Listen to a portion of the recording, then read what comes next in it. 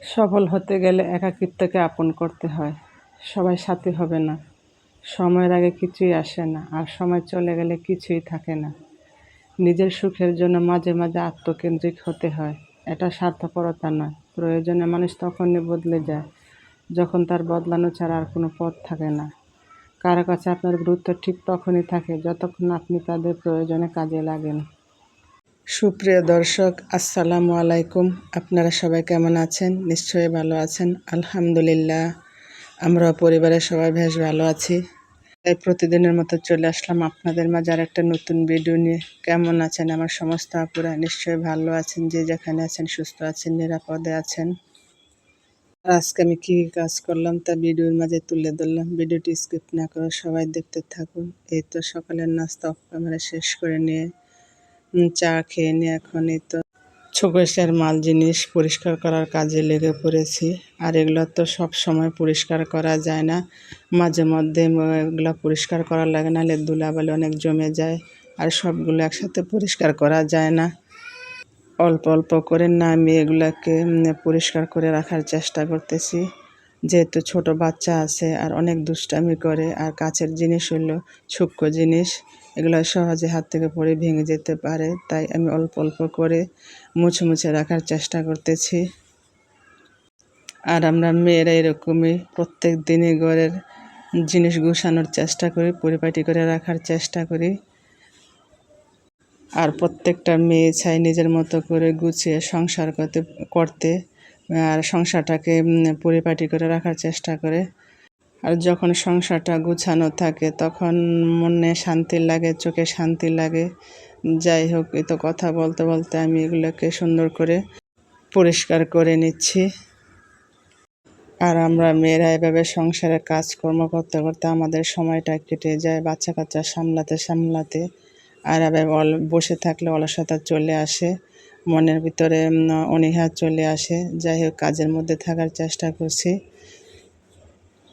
আর সংসার হলো আমার একটা প্রশান্তির জায়গা। যখন হাজার কষ্টে থাকি না কেন, ছেলে মেয়ের মুখ দেখলে আর সংসার গুছানো দেখলে মনে প্রশান্তি চলে আসে।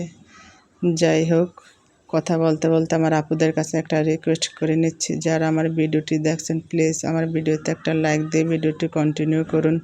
কারণ আপনাদের একটা লাইক আমাকে অনেক দূর এগিয়ে নিয়ে যেতে পারে এবং কাজ করার উৎসাহ যোগায়। আর আমার কথার মধ্যে কোনো ভুল ত্রুটি হলে আমাকে ক্ষমা করে দিবেন। আর আমার ভিডিওর কোনো অংশ যদি ভালো লেগে থাকে প্লিজ আমার চ্যানেলটি সাবস্ক্রাইব করে আমার পাশে থাকবেন। সাথে থাকা বেল বাটনটি ক্লিক করে অল অপশানটি সিলেক্ট করে রাখবেন। যখন কোনো নতুন ভিডিও আপলোড করব সাথে সাথে নোটিফিকেশন পেয়ে যাবেন, তখন সময় সুযোগ করে আমার ভিডিওটি দেখে নিতে পারবেন। আর অতক্ষণে যারা এই কাজটি করে নিয়েছেন সবাইকে অসংখ্য ধন্যবাদ। আর এই তো আমি শোকেসের এক পাড়ের কিছু এগুলাকে পরিষ্কার করে এখন সাজিয়ে নিয়েছি। আর আমি এমন একটা মানুষ, মনে যত অশান্তি থাকুক না কেন, যত কষ্টে থাকুক না কেন, আমি সংসারে কাজকর্ম বন্ধ দিয়ে থাকতে পারি না। আমি কাজে লেগে পড়ি, কাজ করলে মনে শান্তি লাগে। আর এই তো এখন আমার বিছানাটাকে গুছিয়ে নিচ্ছি। আর সারাদিন কতবার বিছানাটাকে গুছাই, বাচ্চা কাচ্চা দৌড়াদৌড়ি করে অনেক ধুলাবালি জমে। যখনই সুযোগ পাই তখনই গুছানোর চেষ্টা করি। যাই হোক, এই তো আমার বিছানাটাকে পরিষ্কার করা হয়ে গেছে। আর ছোট বাচ্চা কাচ্চা থাকলে বিশেষ করে বিছানা কতক্ষণ পর পর গুছানো লাগে।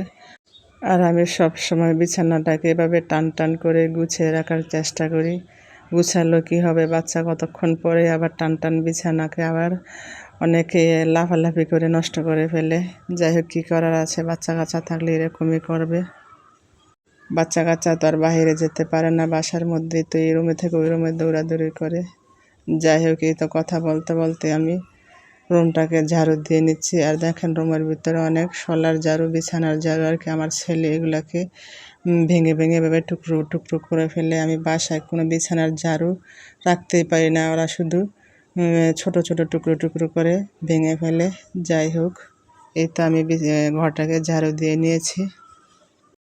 আর আমি এখন তো ঘর দুয়ার ঝাড়ু দিয়ে পরিষ্কার করে নিয়েছি। কতক্ষণ পরে আমার ছেলে আবার এই তো বিছানা অগোছালো করে ফেলবে।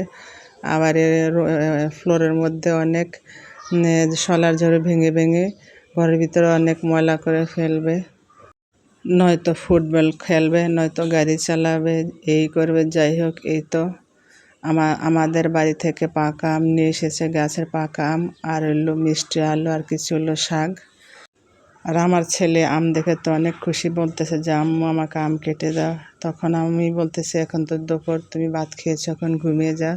তখন আমার ছেলে ঘুমিয়েছিল। এখন ঘুম থেকে ওঠার পর 3টা পাকা আম ছিল, 3টা আমকে আমি ছুলে দিয়েছি। এখন বলতেছে আম্মু আমি খাবো সবগুলো। আমি বলতেছি হ্যাঁ, তোমার জন্যই। আর আমার ছেলে ফল খেতে খুব পছন্দ করে। যাই হোক, কথা বলতে বলতে আমি ভিডিওটি শেষ পর্যায়ে চলে এসেছি।